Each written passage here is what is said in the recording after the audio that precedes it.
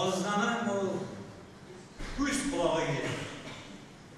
Xonlıqı zamanın kavemleşi ölmez kalır sözün ul hoknıqı sanalıp hok sözüne bulaydı xongana xonlıqtағы haller hakkında ul birden biriyle özünün yok ilesin isim otada ul birden biriyle hok söz için boşa kesilmeden divana o eyteydi.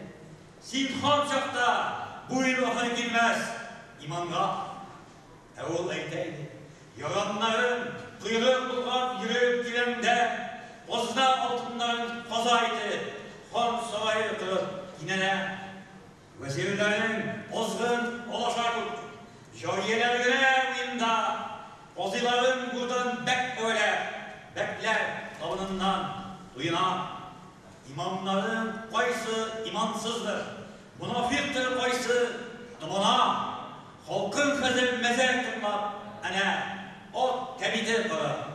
Yuvana yot koştuğunda bir ümmetin şevelipnin sitesine ozav yoran vezir yoranların şeref kaldırmasını sinede. Şeref kaldırmaz. Eham onu ıyıl tımlıydı.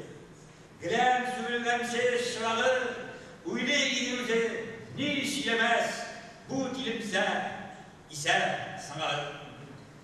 Timtek bilen ene dünya dua, şama kayra şanın yana, şeytan kelimesinin silerdi, üzerinde imiş imamga.